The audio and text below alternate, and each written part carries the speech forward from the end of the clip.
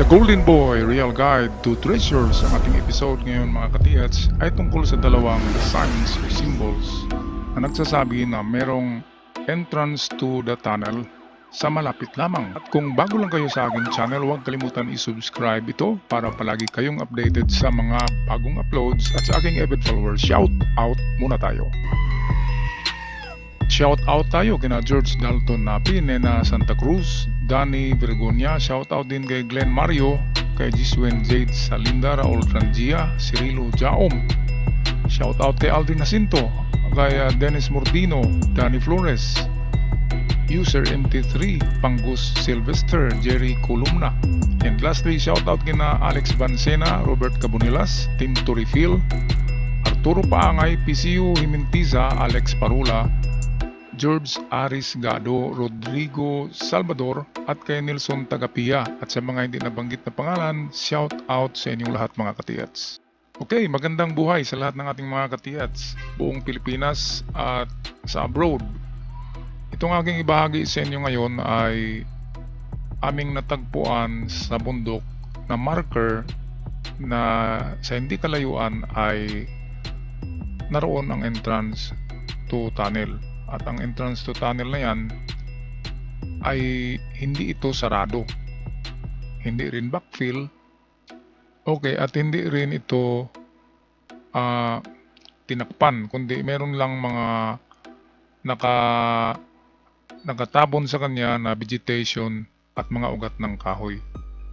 Kaya siguro noong unang panahon nilagyan siguro nila yan ng backfill na lupa, pero sa tagal-tagal ng panahon na palaging umuulan, natatanggal siguro at nawawala yung backfill na tangay doon sa loob ng tunnel, at ngayon tumambad na itong entrance to tunnel.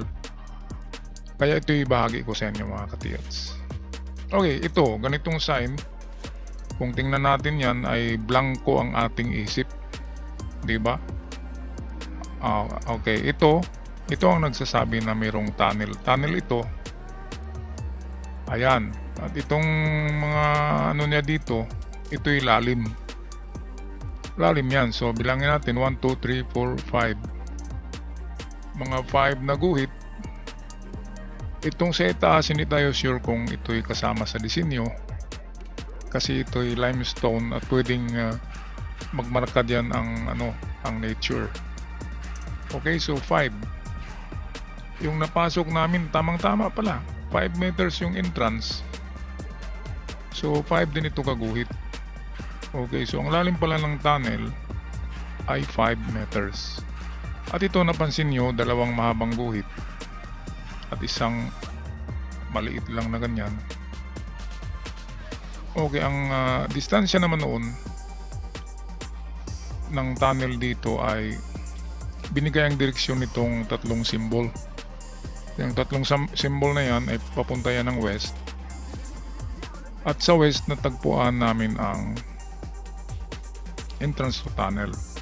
Okay, na may lalim yan na 5 meters. At bigla na siyang sa baba. Papunta siya dito, pabalik sa itong baba nitong bato. Dito siya bumabalik.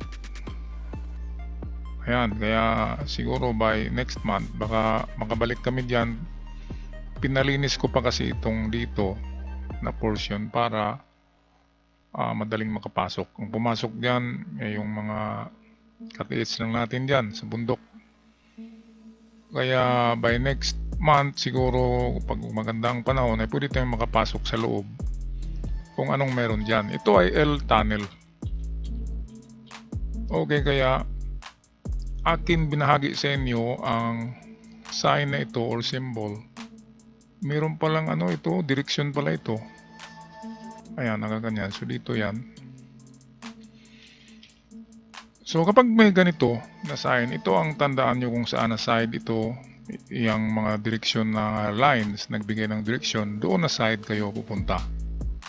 At sa actual nito, ang layo lamang ng entrance to tunnel ay nasa 7 meters. More or less, plus or minus yan. So dito yan. At ang entrance to tunnel, kung nakita nyo yung isang tunnel na pinasok namin, ay kakasya lang talaga ang tao. Okay, hindi siya maluwag ang entrance. Yung tamang-tama ka lang dyan, kakasyang yung katawan at mag-vertical yan ng 5 meters. Kahit meron siya dito mga parang mga bato-bato na pwede nyong apakan sa gilid. Siguro yan tinira nila dyan, nilagay talaga yan or natira para meron silang aapakan bago yan mag horizontal, at sa loob nito ay kuweba na ito. Meron ng stalactites at pwede na kayong maghanap dyan ng inyong hinahanap, ating hinahanap. Okay, so meron na kayong ideya mga katiyats. Itong dito, hindi na ako mag-comment na meron pa palang ito. Nagturo din ito ng direksyon papuntang west pa rin. Kaya ito yung nagpapatunay na ang mga treasure karamihan ay east or west. Kung wala sa east ay west. Meaning that east on the opposite direction is west. Kaya east-west ang ating una bago tayo pupunta ng north and south. Okay, so ito na yung aking hindi na ito analysis kundi sinishare ko na sa inyo totoong entrance to tunnel na aming natagpuan sa Maracanayan. Okay, so west ang kanyang direksyon. Ngayon puntahan natin isa pang direksyon, make that isa pang sign for tunnel na hindi mo akalain na may tunnel pala dito kasi hindi ganong malaking bato, pero ang bato na yan ay hindi mabubuhat. Nakabaon diyan ang kanyang malaki yan sa ilalim ng lupa. Siguro noong unang panahon ay litaw na litaw yan. Ngayon ang kanyang guhit ay ito lang, kaganyan. Ngayon kung i-analyze lang natin yan, siguro ang pagbigyan natin ng pansin ay itong mahaba na linya. Baka diyan tayo madali mga katiyats, kasi kahit ako pupunta ako dito or pupunta ako doon sa kabila. Ngayon hindi yan ang totoo sa sign na ito ay kakaiba. Ang kanyang meaning, wala ito sa mga libro or internet na symbol, kaya ibinahagi ko sa inyo for your record purposes. Okay, so ang paghanap nito mga katiyats, ito lang, itong dalawa. Ito ay connect the dots. Okay, connect lang yan. Yan, anindiritso ka dito. Ngayon kung nakita nyo sa video ko sa Surigao-san, ang layo niyan ay nasa 3 to 4 meters. Nasa 3.5 meters ang layo. Ay narito na yung entrance to tunnel na natural din yan, na hindi tinabunan kundi mayroong maliit na butas, kaya nga lang ay sa tagal ng panahon lumalaki yung butas at ang nagtatabon lamang dyan ay mga ugat ng kahoy at vegetation, mga dyan, mga wild plants. Kaya hindi ito nakikita ng ibang mga, kapag ordinaryong tao ang dadaan naman dyan, kapag ganyan ang kaliit na butas, sasabihin na yan, yung butas ng ahas, di ba? So ganito yan mga katiyats, vertical siya ng 3 meters and then mag-islant siya, so atin liitan. So ito yung entrance na talagang masikip. Kung nakita nyo, talagang masikip, ayaw sana ako papasok dyan. Ngayon merong 3 meters na vertical lang yan, 3 meters lang yan, at biglang mag-slant ganyan ng siguro mga 5 meters at saka siya mag-horizontal and then maluwag na sa loob. Chamber na siya, isa na siyang kuweba. Malalaman nyo na kuweba yan kasi meron siyang stalactite at stalagmites, yung mga crystallites na bato na kulay puti. Yun, yung mga matulis na nakaganyan sa kisame ng cave. Yan, matatawag natin yan na cave. Meron din kasing mga man-made cave or tunnel. At malalaman nyo na man-made yan kapag walang mga stalactite. Ang stalactite kasi ay napupurma yan thousands of years and million of years. Ngayon yung ginawang tunnel at kuweba ng mga Hapon ay wala pa yung stalactite kasi hindi pa umabot ng thousands of years. 80 years pa lamang nakalipas ang bagyo. I make that ang World War II. Okay, gaya ito, 3 meters, 5 meters, and then pwede ka nang tumayo sa loob. Okay, at dito na-discover namin, double chamber pala ito. Meron na namang entrance dito sa baba. Na-discover namin pero hindi na namin pinasok pa. Kasi madilim, masikip, malalim. Kaya siguro yung mga kasama ko, baka balikan nila yun. Pero ako hanggang doon na lang ako sa pagturo ng mga ganyan.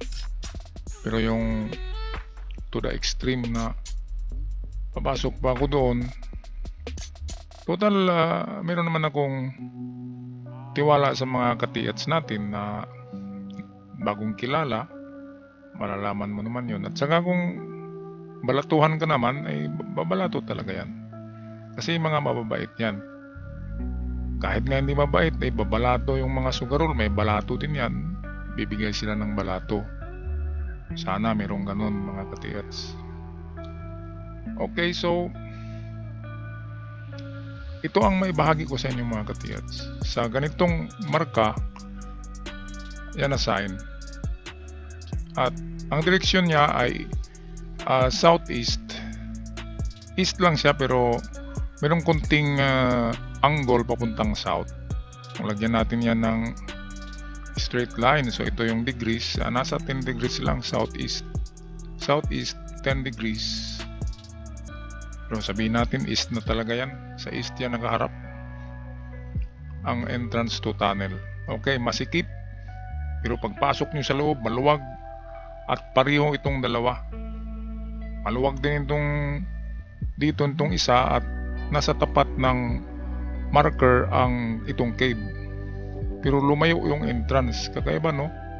Talagang hanip tong mga Hapon. Inilayo nilang entrance malayo dito sa marker. And then pag ano nila ganyan, ay bumalik uli sila doon sa tapat ng marker. Pero malalim na yan. Hindi yan 7 meters ganyan, sobra nasa 20 meters siguro deep. So pwede din ito hukain sa harap mismo nitong marker, pero maraming malalaking bato na limestone rock. Kaya dito malaya kang makapasok kasi butas na talaga ito. Iniwan nila na bukas. Kaya nga merong sign na ganito. Yan, mga parang number 3. Ibig sabihin niyan ay open tunnel. Walang sarado, walang obstacle. Kundi sinara lang yan ng mga dahon, ng mga tinaniman para yung ugat tatabon sa butas. At ang tanging paraan para matagpuan nila yan ay hanapin itong marker at titingin sila sa kanilang compass kasi nakalagay sa mapa na nasa west. At ganoon din sa kabila, titingin sila sa mapa, so makita nila southeast 10 degrees. Kaya dito sila maghukay sa 3.5 meters. Given din yan sa mapa na dala-dala nila ang mga distansya. Okay, so totoong markers ito mga katiyats in the real life discovered by yours truly at akin lamang ibinahagi sa inyo. Baka mayroong ganyan na kakambal na mga marker sa ibang region dito sa Pilipinas. At ako'y magpaalam na. Maraming salamat. God bless you all. Until my next video. Paalam.